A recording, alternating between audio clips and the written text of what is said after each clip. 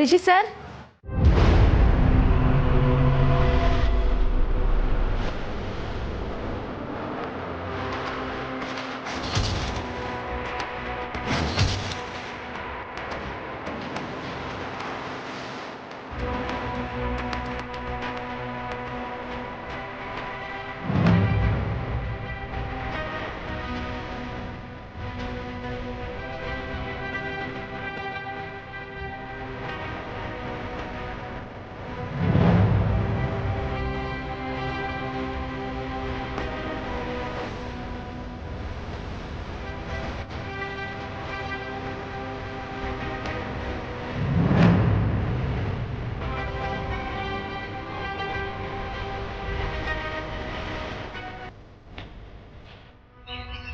ಅನಿಕಾ, ಏನಿದೆಲ್ಲ?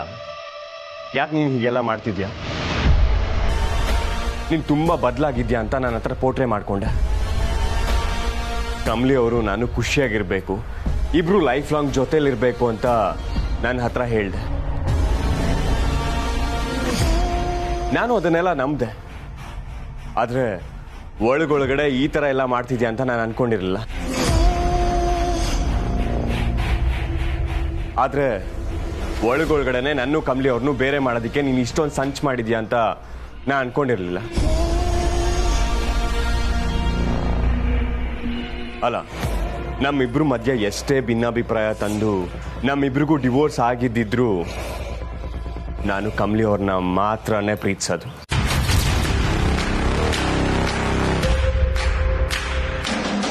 ಅವ್ರನ್ನ ಬಿಟ್ಟು ನನ್ನ ಹೃದಯದಲ್ಲಿ ಬೇರೆ ಯಾರಿಗೂ ಸ್ಥಾನ ಕೊಡಲ್ಲ. ಅದು ನಿನಗೆ ಗೊತ್ತಿಲ್ವಾ? ನಿನ್ನ ಮೇಲೆ ಒಂದು ಗೌರವ, ನಂಬಿಕೆ ಎಲ್ಲ ಇತ್ತು. ಅದನ್ನ ನೀನೇ ನಿಮ್ಮ ಕೈಯಾರೆ ಹಾಳು ಮಾಡ್ಕೊಂಡೆ.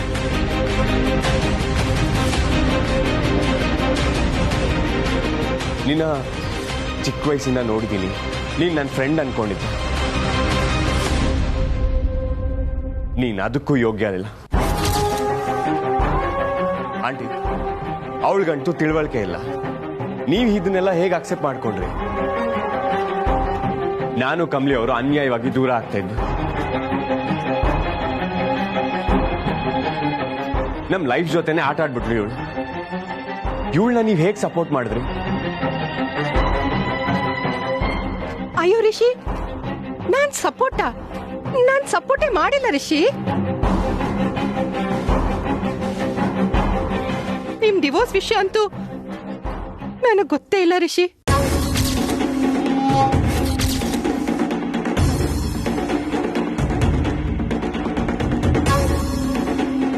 ಬೇಬಿ, ಏನ್ ಬೇಬಿ ಇದೆಲ್ಲ?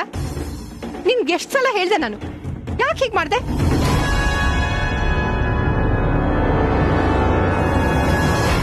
ನಮ್ಮದಲ್ಲದ ವಸ್ತುಗೆ ನಾವು ಆಸೆ ಪಡಬಾರ್ದು ಅಂತ 1000 ಸಲ ಹೇಳಿದೀನಿ. ನೀನ್ ಯಾಕೆ ನನ್ನ ಮಾತೆ ಕೇಳಲ್ಲ? ರಿಷಿ ಮೇಲೆ ನೀನ್ ಯಾಕೆ ಹುಚ್ಚು ಪ್ರೀತಿ?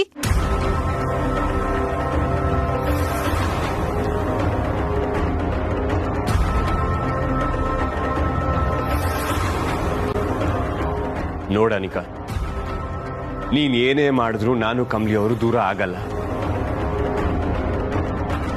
ನಾನು ನಿನ್ನ ಪ್ರೀತಿಸೋದಕ್ಕೂ ಸಾಧ್ಯ ಇಲ್ಲ.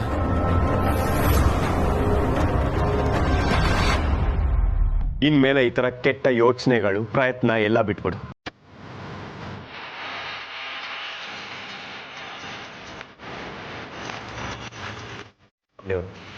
ಬನ್ನಿ ಹೋಗಿ.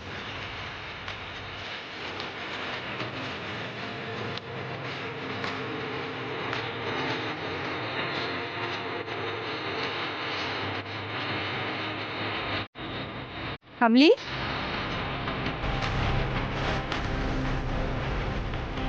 ಒಂದ್ ನಿಮಿಷ ಬರ್ತೀಯಮ್ಮ?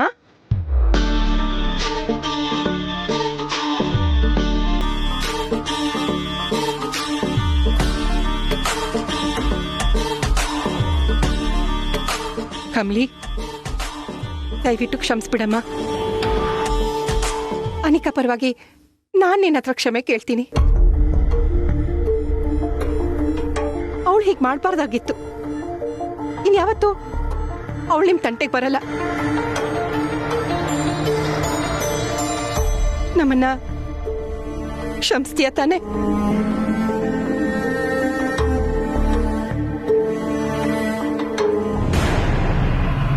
ಏಯ್, ಗೆದ್ಬಿಟ್ಟೆ ಅಂತ ಬೀಗ್ಬೇಡ.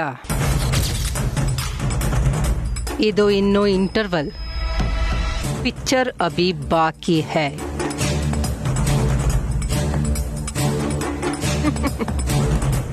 ಕಮಲಿ, ನಿನ್ನನ್ನ ನೆಮ್ಮದಿಯಾಗಿ ಬದುಕೋದಕ್ಕೆ ನಾನಂತೂ ಬಿಡಲ್ಲ. ನನ್ನ ಮಗಳ ಖುಷಿನ ಕಿತ್ಕೊಂಡು ನೀನು ನಗ್ನಗ್ತಾ ಇರೋದಕ್ಕೆ ನಾನಂತೂ ಬಿಡಲ್ಲ.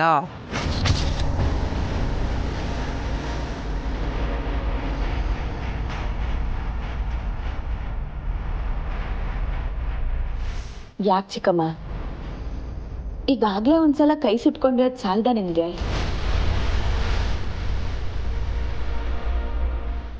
ಇಂಥ ಎಷ್ಟೋ ಕಷ್ಟಗಳು ಕುಲ್ಮೇಲೆ ಬೆಂದು ಬಂಗಾರ ಆಗಿರೋ ಪ್ರೀತಿ ನಮ್ದು.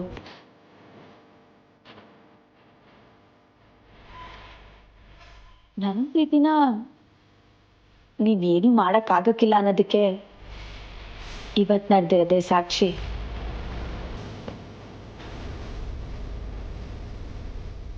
ಓ, ನಿಮ್ಮನ್ನ ನೀನು ಅಮರ ಪ್ರೇಮಿಗಳು ಅಂತ ಅನ್ಕೊಂಡ್ಬಿಟ್ಟಿದ್ಯೋ ಏನೋ? ಈಗಾಗಲೇ ನಾನು ಒಂದು ಜೋಡಿ ಅಮರ ಪ್ರೇಮಿಗಳನ್ನ ದೂರ ಮಾಡಾಗಿದೆ.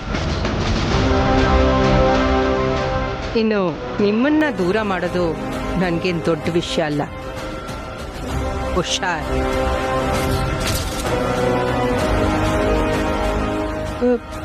ಸರಿಮಾ ಕಮಲಿ, ಹೊತ್ತಾಯ್ತು. ಋಷಿ ಕಾಯ್ತಿದ್ದಾನೆ, ಹೊರಡಿ.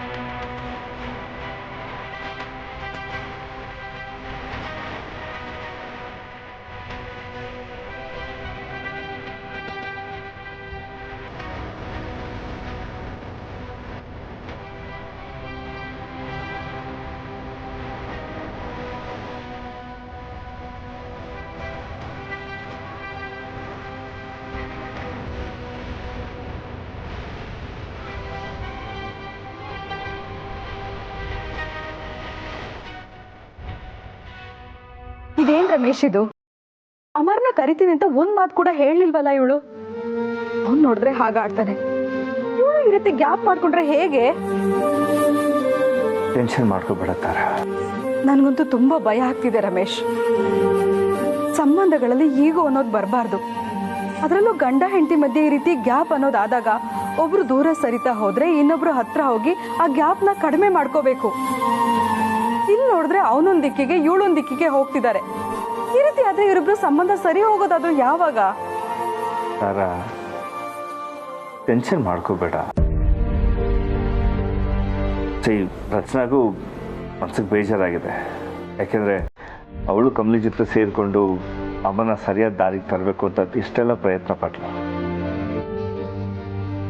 ಆದರೆ ಮನಸ್ಸು ಚೆಕ್ಲೇ ಇಲ್ಲ. ಹಾಗಾಗಿ ಅವಳ ಮನ್ಸಿಗೂ ಹರ್ಟ್ ಆಗಿರುತ್ತೆ. ಇರ್ಬೋದು ರಮೇಶ್. ಅವನಂತೂ ಅರ್ಥ ಮಾಡ್ಕೊಳ್ಳೋ ಪರಿಸ್ಥಿತಿಲಿಲ್ಲ. ಇವಳು ಅಡ್ಜಸ್ಟ್ ಆಗ್ಬೇಕಲ್ವಾ? ಇವಳ ಮಾತನ್ನ ಅವನ್ ಕೇಳೋ ಹಾಗೆ ಇವಳು ಬದಲಾಯಿಸ್ಬೇಕಲ್ವಾ? ಅದಕ್ಕೆಲ್ಲ ತಾಳ್ಮೆ ಬೇಕು. ಇವಳು ನೋಡಿದ್ರೆ ನಾನು ಅವನನ್ನ ಯಾಕೆ ಕರೀಲಿ ಅನ್ನೋ ದೋಳ್ನೇಲಿದ್ದಾಳೆ. ಹೀಗಿದ್ರೆ ಕಷ್ಟ ಅಲ್ವಾ ರಮೇಶ್? ಓಕೆ ತಾರ, ಇರಲಿ ಬಿಡು. ಅಮರ್ನ ಅವಳು ಕರೀದೆ ಹೋದ್ರೆ ಏನಂತೆ, ನಾನೇ ಅವನ್ನ ಕರಿತೀನಿ. ಅವನು ಬಂದು ಫಂಕ್ಷನಲ್ಲಿದ್ದರೆ ಬಹುಶಃ ಎಲ್ಲ ಸರಿ ಹೋಗುತ್ತೆ ಅನ್ಸುತ್ತೆ. ರಮೇಶ್, ನೀವು ಕರೆದ್ರೆ ಅವ್ನು ಬರ್ತಾನಾ? ನೋಡೋಣ. ಆ್ಯಕ್ಚುಲಿ ಅವನ ಜೊತೆ ನಾನು ಮಾತಾಡುವಾಗ ಅವನು ಪದೇ ಪದೇ ನನ್ನನ್ನು ಮಾವ ಅಂತಲೇ ಮಾತಾಡಿಸ್ತಾ ಇದ್ದ. ಅಷ್ಟರ ಮಟ್ಟಿಗೆ ಅವನಿಗೆ ನಮ್ಮ ಬಗ್ಗೆ ಗೌರವ ಇದೆ. ನೋಡೋಣ ಅವನ ಹೇಗೆ ಒಪ್ಪಿಸ್ಬೇಕು ಅಂತ ದಾರಿ ಹುಡುಕ್ತೀನಿ. ಅವನು ಹೇಗಾದರೂ ಬಂದು ನಮ್ಮ ಜೊತೆ ಫಂಕ್ಷನ್ ಸೇರಿಕೊಂಡು ಜೊತೆಲೇ ಇದ್ರೆ ಮನಸ್ಸು ಸ್ವಲ್ಪ ಪರಿವರ್ತನೆ ಆಗುತ್ತೆ. ಅವನು ಹಳೇದನ್ನೆಲ್ಲ ಮರೆಯೋ ಹಾಗೆ ಮಾಡಬೇಕು. ಒಂದ್ಸರಿ ಮರೆತರೆ ಹೊಸದಾಗಿ ಬದುಕನ್ನು ಕಟ್ಕೊಳ್ಳೋ ಪ್ರಯತ್ನ ಮಾಡ್ತಾನೆ. ಎಲ್ಲ ಸರಿ ಹೋಗುತ್ತೆ. I try my best. ಏನೋ ಎಲ್ಲ ಸರಿ ಹೋಗುತ್ತೆ ಅನ್ನೋ ಭರವಸೆಯಲ್ಲಿ ನಾನಿದ್ದೀನಿ. ಆದರೂ ಒಂದು ಕಡೆ ತುಂಬ ಭಯ ಆಗತ್ತೆ. ರಚನಾ ನೋಡಿದ್ರೆ ನಾನು ಎಲ್ಲೂ ಹೋಗಲ್ಲ, ಯಾರನ್ನೂ ಮೀಟ್ ಮಾಡಲ್ಲ ಅಂತ ಹೇಳ್ತಿದ್ದಾಳೆ. ಯೋಚನೆ ಮಾಡಬೇಡ ತಾರ. ನೋಡೋಣ, ನಮ್ಮ ಪ್ರಯತ್ನ ನಾವು ಮಾಡ್ತಾನೆ ಇರಬೇಕು. ಒಳ್ಳೇದಾಗತ್ತೆ. ದೇವರಿದ್ದಾರೆ.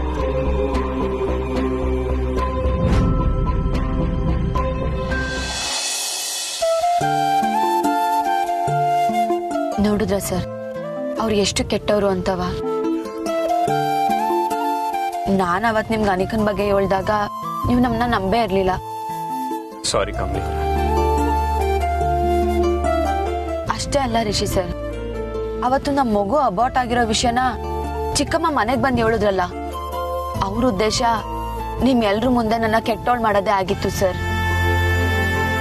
ನಾನು ಅದನ್ನ ನಿಮಗೆ ತಿಳ್ಸೋಕೆ ಪ್ರಯತ್ನ ಪಟ್ಟೆ, ಆದ್ರೆ ನೀವು ನನ್ನ ಅರ್ಥನೇ ಮಾಡ್ಕೊಳ್ಳಿಲ್ಲ ಸರ್.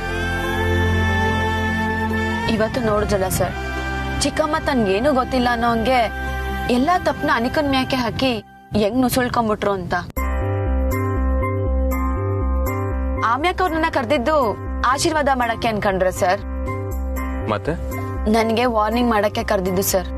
ಆಗ್ಲೂವೆ ನನ್ನನ್ನ ನಿಮ್ಮನ್ನ ದೂರ ಮಾಡ್ತೀನಿ ಅಂತಾನೆ ಹೇಳಿದ್ರು. ಸೀರಿಯಸ್ಲಿ? ಹೌದು ಸರ್. ಈ ಮುಸ್ಕಿನ್ ಗುದ್ದಾಟ ಸ್ಯಾನೆ ದಿಸ್ತಿಂದಾನೆ ನಡೀತೈತೆ.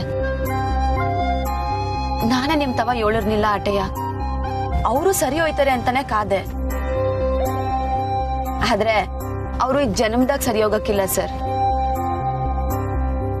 ಈಗಾಗ್ಲೇ ಒಂದ್ ಅಮರ ಪ್ರೇಮಿಗಳನ್ನ ದೂರ ಮಾಡಿದೀನಿ, ನಿಮ್ಮನ್ನು ದೂರ ಮಾಡೋದು ಕಷ್ಟ ಅಲ್ಲ ಅಂತ ಹೇಳಿದ್ರು ಸರ್. ಏನು ನಮ್ಮಿಬ್ರನ್ನ ದೂರ ಮಾಡ್ತಾರ ಅಂತ? ಅದು ಸಾಧ್ಯನೇ ಇಲ್ಲ. ಅದು ಅವ್ರ ಭ್ರಮೆ ಅಷ್ಟೆ. ಕಮಲಿ ಅವರೇ, ನೀವಿದ್ರ ಬಗ್ಗೆ ಜಾಸ್ತಿ ಯೋಚನೆ ಮಾಡಕ್ ಹೋಗ್ಬೇಡಿ. ಒಂದಿನ ಅವರೇ ಸೋತು ಸುಮ್ಮನಾಗ್ತಾರಷ್ಟೆ. ಸರ್, ಚಿಕ್ಕಮ್ಮ ಏನ್ ಹೇಳಿದ್ರು ನೋಡಿ. ಏನ್ ಹೇಳೋದು? ಈಗಾಗ್ಲೇ ಒಂದ್ ಅಮರ ಪ್ರೇಮಿಗಳನ್ನ ದೂರ ಮಾಡಿದೀನಿ ಅಂತ ಹೇಳಿದ್ರು. ಅಂದ್ರೆ ಸರ್, ಅಮರಣ್ಣ ಮತ್ತೆ ರಚನಾ ದೂರ ಆಗೋದಕ್ಕೆ ಇವರೇ ಕಾರಣ ಇರ್ಬೋದು ಸರ್. ಅದ್ ಹೇಗ್ ಸಾಧ್ಯ? ಸರ್, ಅವತ್ತು ಅಮರಣ್ಣ ಅಂಬಿ ಸಾವಿಗೆ ಪ್ರತೀಕಾರ ತೀರ್ಸ್ಕೊಳ್ಳೋದಕ್ಕೋಸ್ಕರ ನಾನು ಹಿಂಗೆಲ್ಲ ಮಾಡಿದೀನಿ ಅಂತ ಹೇಳಿದಾಗ ಅವನ್ ಮಾತಿನ ಮ್ಯಾಕೆ ನನಗೆ ಪೂರ್ತಿಯಾಗಿ ನಂಬಿಕೆ ಇರ್ಲಿಲ್ಲ ಸರ್.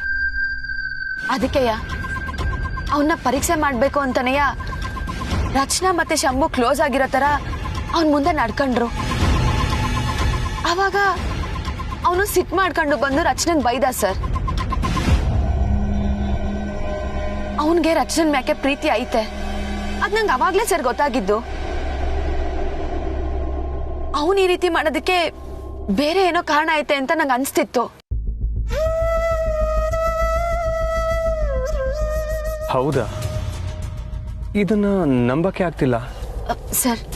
ನಾವಿದನ್ನ ತಿಳ್ಕೊಳ್ಳೇಬೇಕು. ಒಂದ್ ಕೆಲ್ಸ ಮಾಡಮ್ಮ, ನಾವ್ ಇವಾಗ್ಲೇ ಅಮರಣ್ಣ ಇರೋ ಜಾಗಕ್ಕೆ ಹೋಗುಮ. ನಮಗ್ ಸತ್ಯ ಏನು ಅಂತ ಗೊತ್ತಾಯ್ತೈತೆ ಸರ್. ಸರಿ.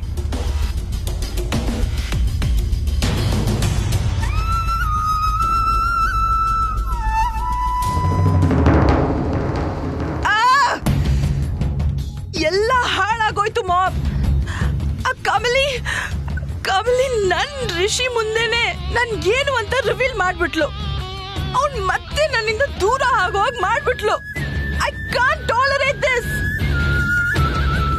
Baby, calm down. ಹೀಗೆ ಕಿರ್ಚಾಡಿದ್ರೆ ಏನೂ ಯೂಸ್ ಇಲ್ಲ. ನೋಡು, ನಡಿ ಮನೆಗೆ. ಅಲ್ಲಿ ಕೂತು ನಿಧಾನವಾಗಿ ಯೋಚನೆ ಮಾಡೋಣ ಮುಂದೆ ಏನ್ ಮಾಡ್ಬೇಕು ಅಂತ. ನೋ ಮಾಮ್, ಇದನ್ನ ನಾನು ಸುಮ್ಮನೆ ಬಿಡಲ್ಲ. ಆ ಕಮಲಿನ ಋಷಿಯಿಂದ ದೂರ ಮಾಡೇ ಮಾಡ್ತೀನಿ. ಇದು ನನ್ನ ಇಂಟೆನ್ಷನ್, ನನ್ನ life goal. Okay baby, okay, ನಡಿ, ಕಮ್ ಆನ್.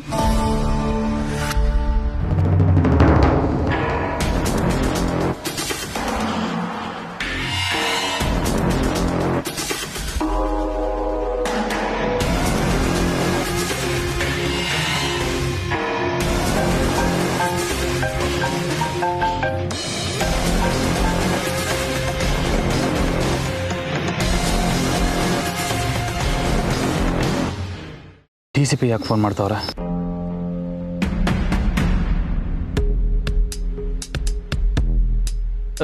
ಹಲೋ ಸರ್, ಹೇಳಿ ಸರ್. ಎಲ್ಲಿದೀಯ ನೀನು? ಇಮ್ಮಿಡಿಯೇಟಾಗಿ ನೋಡಬೇಕು ನಿನ್ನ. ಬಾ ಹೊರಟು. ಹಾಂ ಸರ್, ಬಂದೆ ಸರ್, ಈಗಲೇ ಬಂದೆ. ಓಕೆ.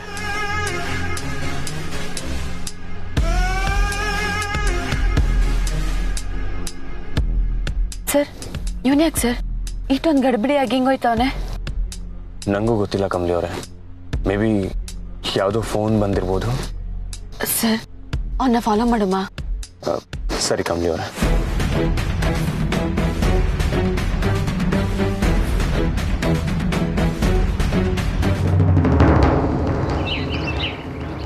ಮಾಮ್, ಒಂದು ನಿಮಿಷ. ಆಗ್ಲೇ ನೀವು ಕಮಲಿ ಹತ್ರ ಅದೇನೋ ಹೇಳ್ತಿದ್ರಲ್ಲ, ಆಲ್ರೆಡಿ ಒಂದು ಅಮರ ಪ್ರೇಮಿನ ನಾನು ದೂರ ಮಾಡಿದ್ದೀನಿ ಅಂತ. ಯಾರದು? ರಚನಾ, ಅಮರ್.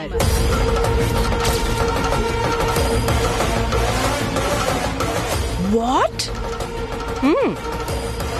ಅಮರ್ ಆ ಮನೆ ಬಿಟ್ಟು ಹೋಗೋದಕ್ಕೆ ಕಾರಣ ನಾನು.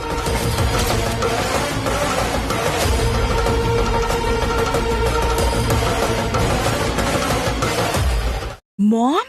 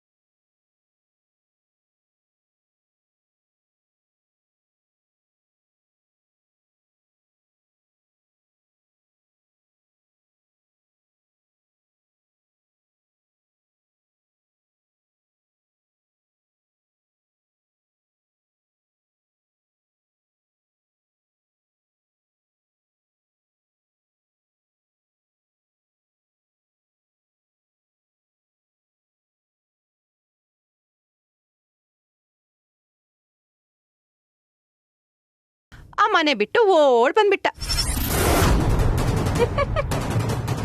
ಬೇಬಿ, ಇದೆಲ್ಲ ನಡೆದಿರೋದು ನನ್ನ ಸ್ಕ್ರೀನ್ ಪ್ಲೇ ಪ್ರಕಾರ. ಡಿರೆಕ್ಷನ್ DCP ಅವ್ರದ್ದು. ಓ ಮೈ ಗಾಡ್ ಮಾಮ್, ನೀವ್ ಇಷ್ಟೆಲ್ಲ ಮಾಡಿದ್ರ? ನಂಗೆ ಏನು ಹೇಳಲೇ ಇಲ್ಲ. ಹೇಳ್ಕೊಂಡು ತಿರ್ಗಾಡೋ ಕೆಟಗರಿ ನಂದಲ್ಲ. ಕೆಲಸ ಆಗ್ಬೇಕು ಅನ್ಕೊಳ್ಳೋಳು, ಆ ಕೆಲಸ ಆಗ್ಬೇಕಾದ್ರೆ ಏನ್ ಬೇಕಾದ್ರೂ ಮಾಡೋಳು ಈ ಊರ್ಮಿಳ. ಮಾಮ್, ಹಾಗಾದ್ರೆ ನಾವ್ ಯಾವತ್ ಬೇಕಾದ್ರೂ ಕಮಲಿನ ಅರೆಸ್ಟ್ ಮಾಡಿಸ್ಬೋದು ಅಲ್ವಾ? ಇರೋ ಬರೋ ಕೇಸಸ್ ಎಲ್ಲ ಅವಳ ಮೇಲೆ ಹಾಕ್ಬಿಟ್ಟು ಲೈಫ್ ಲಾಂಗ್ ಅವಳು ಜೈಲಲ್ಲಿ ಕೂರೋ ಹಾಗೆ ಮಾಡ್ಬೋದು ಅಲ್ವಾ ಮಾಮ್? ಅಮರ್ನ ಹೆದರ್ಸೋದಕ್ಕೆ ನಮ್ಮ ಹತ್ರ ಇದ್ದ ಅಸ್ತ್ರ ಅದೇ. ಸೂಪರ್ ಮಾಮ್, ಥ್ಯಾಂಕ್ ಯು ಈ ಥಾಟ್ ನ ಕೊಟ್ಟಿದ್ದಕ್ಕೆ. ನೋಡ್ತಾ ಇರಿ, ಇದೇ ವೆಪನ್ ನ ಯೂಸ್ ಮಾಡ್ಕೊಂಡು ಕಮಲಿಗೆ ಅದೆಂತ ಏಟ್ ಕೊಡ್ತೀನಿ ಅಂತ. ಏನ್ ಮಾಡ್ತೀಯಾ ಬೇಬಿ? ಅವಳ ಅರೆಸ್ಟ್ ಮಾಡಿಸ್ತೀಯಾ? ನೋ ಮಾಮ್, ಅದನ್ನ ನಾನು ಈಗಲೇ ಹೇಳಲ್ಲ. Just wait and watch. Anyways ಈ ಖುಷಿ ತಾನೇ? ನೋ ಮಾಮ್, ನಾನು ಹ್ಯಾಪಿ ಅಲ್ಲ. ಆ ಕಮಲಿ ಹ್ಯಾಪಿನೆಸ್ನ ಸ್ಪಾಯ್ಲ್ ಮಾಡೋವರೆಗೂ ನಾನು ಹ್ಯಾಪಿ ಆಗಿರಲ್ಲ.